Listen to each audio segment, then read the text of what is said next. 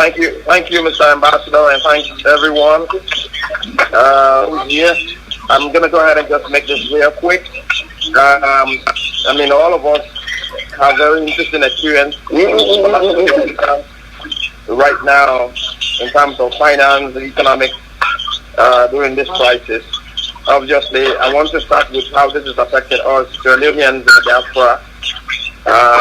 If you look at some of the most affected industries, really areas where diasporans have been working, hotels, airlines, Uber driving, taxi driving, private duties, nurses, and a whole host of other industries where Sierra Leoneans have been working and being able to take care of themselves here, and not only that, but also provide for their families back home in Sierra Leone. So with a crisis like this, it's bound to affect us.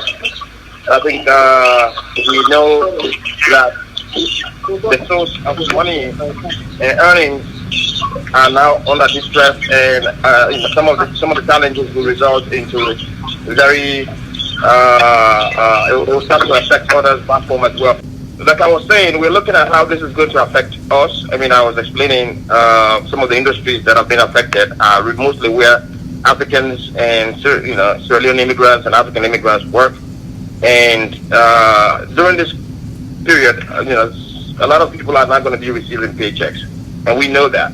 And of course, we know the U.S. government is already working on the stimulus package that is going to go out soon. I think a deal was reached last night for $2 trillion package, which we see individuals receiving $1,200, married couples receiving $2,400, and $500 extra for each child under the age of 17. Also, the tax return due date, normally which is April 15, has been extended to July 15 as a result. And there are also other options that are being explored for mortgage companies, lenders to defer payments.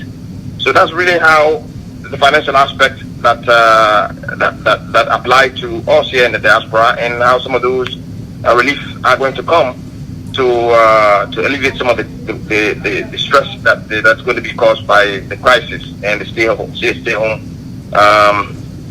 experience that we're going to be seeing more of in the coming weeks.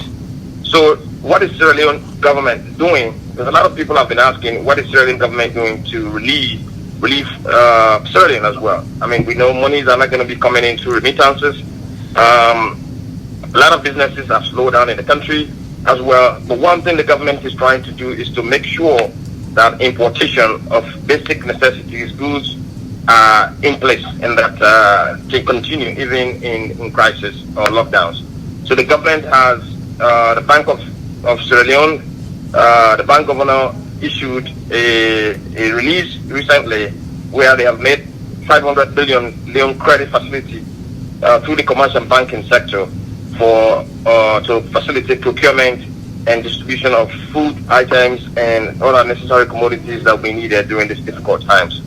They've also working on making foreign exchange resources available to importers so that people can be able to buy and import goods into the country during this crisis. Also, the IMF and the World Bank are all basically considering relief packages for Ebola interventions. The IMF has already approved $50 billion for rapid disbursement emergency financing to help countries that are going to be struggling with Ebola.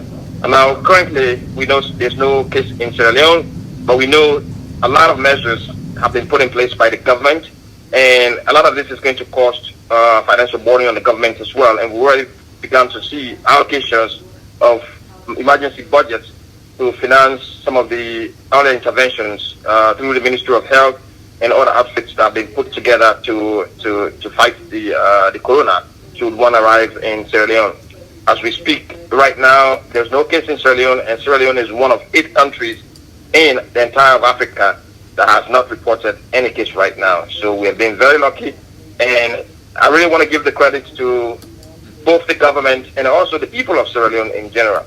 I think some people may have noticed last night there was a leaked memo that showed that someone was a suspected case. There was a suspected case in Bo, and the test was done in Kenema.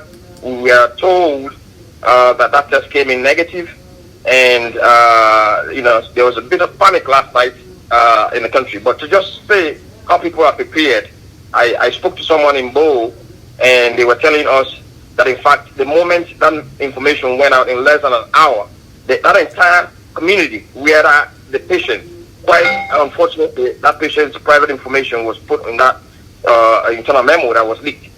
So the surrounding community where that patient is, the awareness was such a high level where people had already come together. Streets were filled with buckets, so wash hands, and people were watching each other. So it really tells about our preparedness, and also tells about how the experience of Ebola is being put to test here. And I think a lot of it has to do with why we have no case at this point. And credit really goes to both the people and the government intervention as well. So financially, there's relief for Sierra Leoneans in the diaspora, in America in particular. Government has relief packages in place as well to make sure food is there for sale.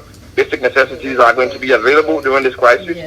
And Western Union, for some of us who may need to use Western Union or other money transfer outfits, they are now moving on to digital transfer facilities actually. So in the countries where they operate, they are encouraging the use of mobile money transfers and things like that. So I believe Western Union, MoneyGram, and others will soon start leveraging that. So that if we here are able to send money for people back home, they might be able to collect that money electronically, as opposed to go into the Western Union location where there may be too many people and expose themselves as well. So for your family back home, it's time to tell them if they don't have mobile money, to start thinking about how they can get access to mobile money transfers and things like that. So they'll be able to receive money even during the crisis or during lockdowns. So that's pretty much it from an economic perspective, financial perspective, and we're going to continue to monitor the situation that is going as we move along, and we'll put out from time to time additional information that will affect us in this area. Thank you. Thank you very much, Mr. Y. And I think what I got from all of this, that Western Union and all MoneyGram, they're going to be eventually moving to digital money transfer, and that of course there is a package here in the United States for diasporas to get that they could apply for, and the IRS filing date has been extended. So, and we also know that there's going to be some hardships here for people who are going to be losing their jobs and so forth, particularly the industries such as hotels and so forth. So, dear, really, we thank you for your brilliant presentation and bringing us up to date.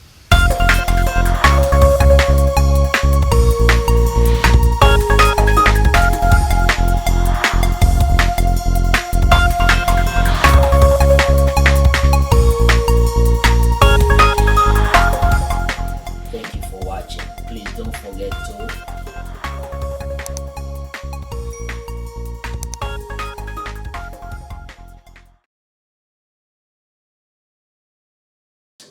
a continuation of the teleconference conversation that went on 2 days ago.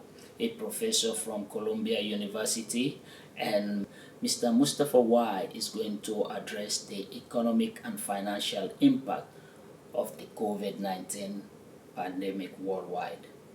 Brothers and sisters, we're in this together. Every little information can save lives. But please mind you, know where you get your information from. Some information may not be accurate, some are. So today we are lost, we're trying to find our way. Whatever you learn here today, please pass it on to your brothers, your friends, and your neighbors.